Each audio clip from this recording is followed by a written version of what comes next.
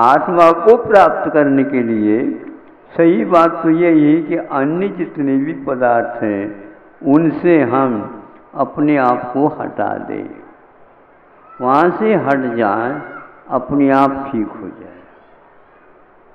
Current नहीं थी उस समय में भी लोग सुनते थे,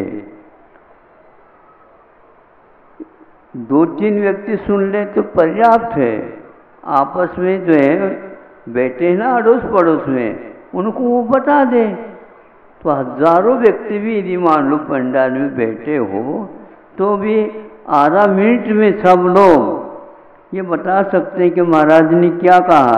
वह चींटी उस धागे को छोर को लेकर के उसमें घुस गई और आधा मिनट नहीं लगा वो बाहर आ गई। यही तो था, इतना पर्याप्त था। अब ये सब लोगों को सुनने में नहीं आता, तो आपस में आप थोड़े से परस्पर उपग्रह जीवाना ये कब काम को लोगे। इसी का नाम तो है एक दूसरे के ऊपर उपकार करना सीखो। आपके लिए सुनने के लिए मिल गया, उसी को सुनाते जाओ, उसी को सुनाते जाओ। नहीं हमने सुना है महाराज जी क्या हो, उसको उसकी भी कॉपीराइट रख लो बना करके। नहीं हमने खर्च किया, ये सब उलझने हैं। आत्मा को प्राप्त करने के लिए हमें और कुछ ही बात की आवश्यकता नहीं। एक सज्जन आए और कहा महाराज उलझन बहुत बड़ी है, आप ही सुलझा सको तो सुलझा सकते हो।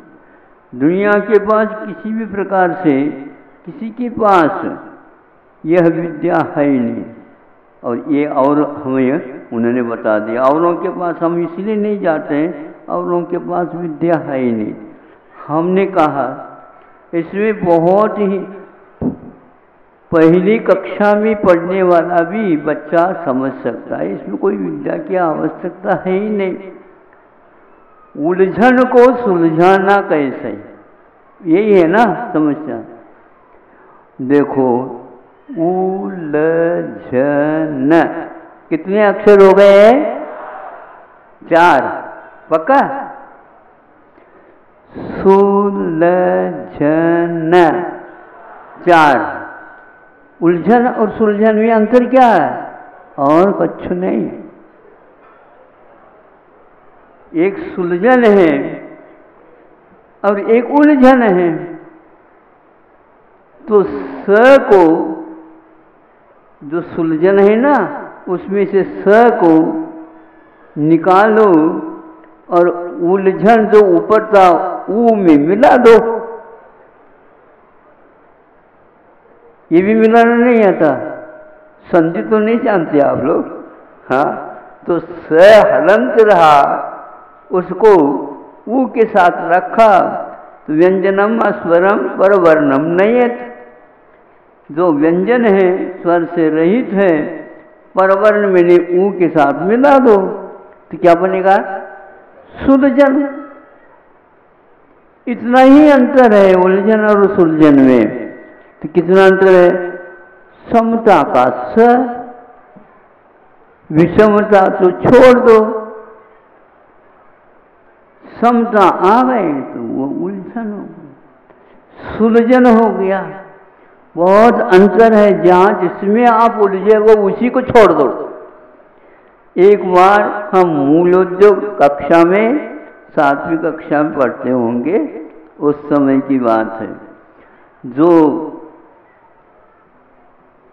तकलीफ एक चरखा के माध्यम से सूत निकाले और उसकी लड़ी बना दी और उसका जो छोर था वो गुम गई, मतलब जिससे उसको निकालना था। इधर को खींचा तो उधर और वो उलझ गए, उधर को खींचा तो और उलझ गए। तो भैया ये तो खींचो नहीं, तो खींचा तानी में तो ये सब उलझ जाएगा।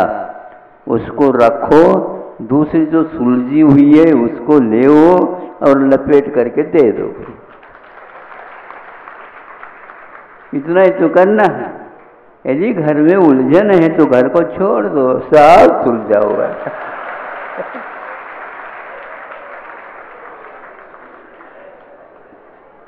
घर के सदस्यों को कह दो भैया घर में सब सुलझन तो है नहीं, उलझन है, तो हम तो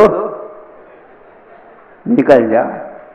ऐसे ही जो निर्णय लेते हैं तो भगवान बनते हैं। आपको भगवान बनना है, यदि ये निर्णय है तो हमारे यह सुलझन की बात आप अपने पास रख लो और उलझन की बात अन्यों को भी सुनाते चले जाओ। बस एकमात्र समता का स ले आओ, आपके हमेशा के लिए उलझन सुलझन के रूप में परिवर्तित होगा। इसी का नाम ज्ञान है, इसी का नाम सम्यक ज्ञान है। और इस ज्ञान के साथ हम इस आस्था को लेकर के चलेंगे, अवश्य ही सुख की प्राप्ति होती है। किंतु दुनिया में बहुत सारे सब समझदार हैं, किंतु सारे समझदार उलझे हुए हैं। उनकी उन उलझनों को समाप्त करने के लिए चले जाएं तो समाप्त करने के लिए जो जाते हैं वो भी कभी कभी उलझ जाते हैं। इसलिए हम दूर रहते हैं उलझनों से। सुन रहे हो सब लोग? प्रबंधकारिणी भी सुन रही है। कोई उलझन की बात हमारे पास मत लाया करो। है? हाँ, कुछ लोग कह रहे हैं कि नहीं महाराज प्रबंधकारिणी बहुत सुलझी हुई है। लेकिन दुनिया जब उलझी हुई रहती है तो प्रबंधकारिणी भी बहुत जल्दी उलझ सकती है। इसलिए हमारा कहना है शांति से आप काम लो, थोड़ा सा समय ज़्यादा भले लग जाए लेकिन उलझनों से दूर रह करके काम करो, अवश्य काम हो जाएगा। और वहाँ ज़्यादा टेढ़ा काम नहीं है, टेढ़ा जैसा लगता है लेकिन हम चलें, वो चींटी सीधी चली गई क्योंकि वो मोड़ रास्ता था, पैर तो सीधे ही पड़ना चाहिए। क्या? हाँ, कई लोग नाचना तो नहीं जानते और क्या कहते हैं आंगन टेढ़ा है। तो ये टेढ़ा आंगन है तो ठीक है, पैर भी टेढ़ा बढ़ा दो तो नाचने लग जाओगे। सीधे पैर से कोई नाच ही नहीं सकता, उसको थोड़ा सा लचकदार बना ही जाता है। हाथ को और पैर को नृत्य में और कुछ भी नहीं रखा रहता, चाहे वो भरतनाट्य हो या बाहुबली नाट्य हो।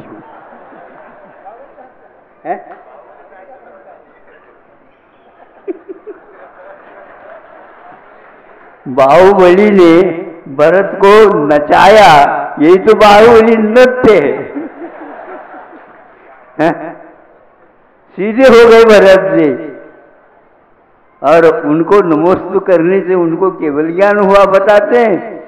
और वो इसीलिए कहे थे कि बाहुबली ने सोचा ये तभी इस नृत्य को छोड़ेंगे भरत जी जब मैं वैराग्य धारण करूंगा। यह एक प्रकार से युक्ति है। वैराग्य में वा भयम, वैराग्य ही मात्र अभय होता है। और जितने भी और कोई राग की चीजें हैं वो सारे सारे भयान्वित हैं, भय से युक्त हैं। एक न एक दिन उसमें इसको फंसना ही पड़ेगा, भय से वह मुक्त नहीं हो सकता। इसलिए कि वैरागी अपने आप को बचाता है, यही उसकी सुलझनता है। और यदि उसको देख करके दूसरा भी उलझा हुआ सुलझ जाता है, बहुत अच्छी बात है।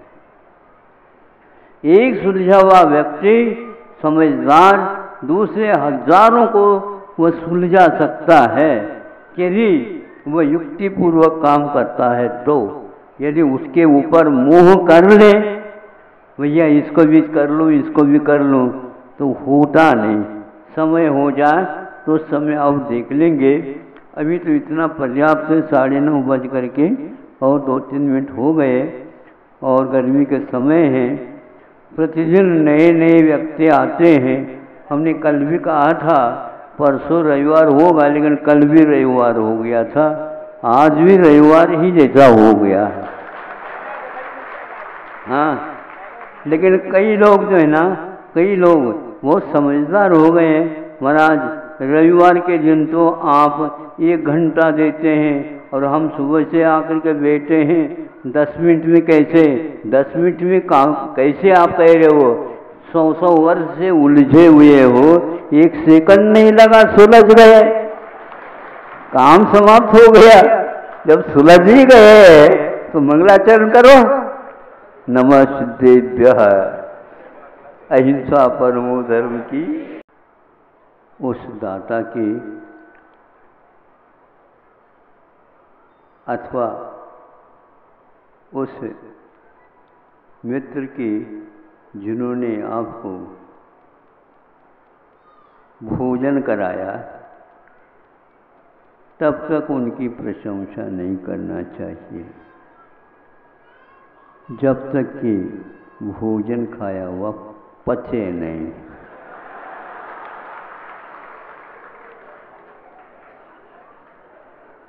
नहीं तो अधूरा काम हो जाएगा।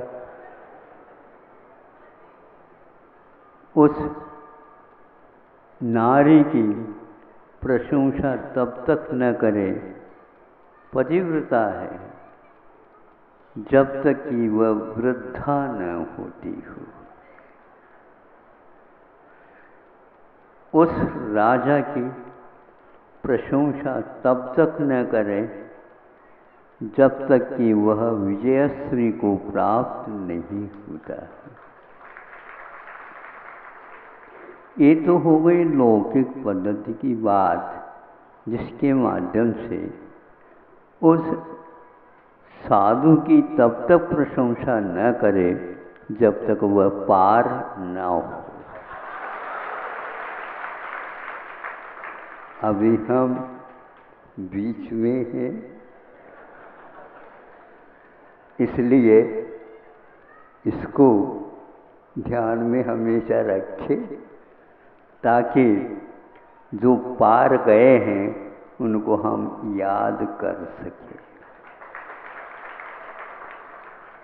पार जो हुए हैं उनको याद करने से ही मन का जो कुछ भी मनमानापन है वो सब शांत हो जाता है। क्योंकि वीतरागी को, पंच परमेष्टि को ध्यान में रखेंगे, मन शांत रहता है। फिर भी वह मचलता ही रहता है, फिर भी उसका औषध पान करना होता है। होता जो कुछ भी है वह पंच परमेष्टि की स्मृति से ही होना चाहिए और होता है। अनंतकालीन संस्कार लेकर के हम बैठे और हम एकदम पार की ही बात करने लग जाए। पहले धार की भी तो बार करो। धार की भी बात करेंगे तो संभव है कुछ पार की भी बात करो। निश्चय की बात तो करो, लेकिन व्यवहार की भी बात किया करो, नहीं तो ये पार होना बहुत कठिन है। वह व्यवहार जो निश्चय के लिए अनिवार्य होता है, उस व्यवहार को स्मरण में लाने के लिए बार बार हमारे आचार्यों ने हम लोगों को संकेत दिए हैं। हमारे गुरुओं ने हमारे कान पकड़ने का भी प्रयास किया है, ताकि बाद में ये रोएगा। क्योंकि पकड़ने वाले तो वो पैर पकड़ने वाले तो बहुत आ जाएंगे, कान पकड़ने वाले कोई भी नहीं आता। सही बात कह रहे हो? आओ, बहुत कठिन होता है। यदि कोई कान पकड़ने वाला मान लो अपने कालमान के अनुसार स्वर्गवासी हो गया तो याद करते रहो। वहां से आकर के कोई भी व्यक्ति न कान पकड़ता और न ही पैर पकड़ पाता। बहुत दुर्लभ है ये। मैं सोचता हूँ इस संसार में संसारी प्राणी को इतनी वैराग्य का वातावरण मिलने के उपरांत भी उसमें से राग की गंध ही सूंघ लेता है। ये राग को ही पकड़ने के लिए वह वीतरागी बैठे हैं। फिर भी देखो ये कितने सुंदर है, मतलब काया की ओर तो देख रहा है, किंतु काया के भीतर जो रहने वाला कायस्थ है, नहीं समझे, वह नहीं रत्नत्रय से विभूषित है, वह देख नहीं पा रहा है। इन आंखों से वह नहीं दिखता। भीतरी आंखें खुल गई हो तो बाहर से कहता है ये वीतरागी है। भीतर यदि अंधेरा है बंधु, बाहर से कितने भी आप व्यवस्था करो प्रकाश की, उससे हमारी आंखें खुल नहीं सकती। ये आंखें तब हमारे लिए प्रभु से प्रार्थना हम करते हैं आपको भी मिले, हमें भी मिले। मिला है तो उसको और अच्छे ढंग से हम उसकी सेवा कर सके, क्योंकि यह दुनिया में यदि कोई दुर्लभ है तो वह रत्नत्रय बोधि का लाभ है। यह मिल जाना और उसको जीवन पर्यंत तक उसका पालन कर जाना, ये और उससे भी दुर्लभ है। और अंतिम प्राण, अंतिम श्वास तक यदि हम श्रेष्ठ मानते हैं तो एक संत ने ये कह दिया, क्या कह दिया, आप लोगों को भी याद रखना चाहिए कि संत लोगों की मांग क्या करते हैं। ये जो कुछ भी पंच परमेष्टि की आराधना के कारण संसार से जब तक मुक्त नहीं होता, यह मेरा कंठ भगवन आज तक आपकी स्तुति करता हुआ आया है।